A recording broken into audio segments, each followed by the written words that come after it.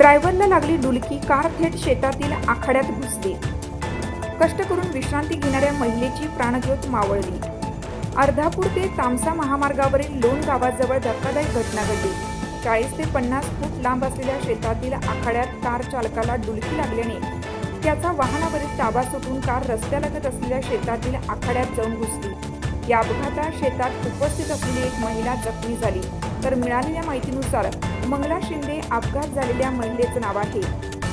संबंधित कार तामसाकडून अर्धापूरकडून भरधाव वेगाने येत असताना चालकाला अचानक डुलकी लागली.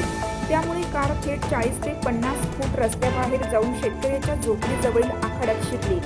यावेळी तेथे उपस्थित असलेली महिला मंगला शिंदे या कारच्या धडकेत गंभीर जखमी झाली. तर यावेळी घटनेनंतर स्थानिक नागरिकांनी तात्काळ धाव घेत जखमी महिलेला उपचारासाठी नांदेडच्या रुग्णालयात दाखल केलं.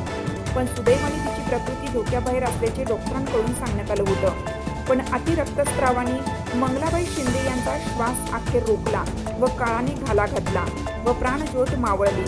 या घटनेमुळे परिसरात काही काळ भीतीचे वातावरण निर्माण झालं होतं. निरपराधी मंगल शिंदे यांच्या निधनामुळे सर्वत्र हळहळ व्यक्त होत आहे. सक्षम लोकशाही न्यूज नेटवर्क चॅनलसाठी विभागीय प्रतिनिधी रवी कुंटे, ब्युरो रिपोर्ट, अर्धापूर, नांदेड. कसा अपघात झाला?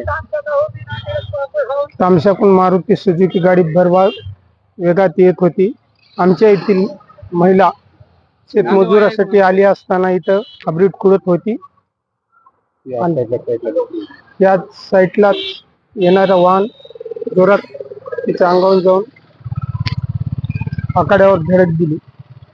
आमच्या येथील महिला मंगलबाई साहेबराव पाटील शिंदे यांची मुलगी होती ती, आणि ती गंभीर स्वरूपात कशी घुसली बरे? कसा झाला? त्याची प्राथमिक माहिती अशी, ड्रायव्हर सांगतो की माझं झोप लागली होती, त्यानं गाडी साईडला आलेली आहे आणि येऊन सनी अंगावून जाऊन महिला गंभीर स्वरूपात जखमी आहे. पण येणारी गाडी रॉंग साईड येऊन आमच्या येथील आनंद वसंत देव भारती महाराज यांच्या आखाड्यामध्ये घुसली. आणि महिला सावलीचा आधार घेऊन बसली असताना तिला गंभीर दुखापत झालेली आहे. शासकीय रुग्णालय नांदेड येथे विष्णुपुरी हलवण्यात आलेली आहे.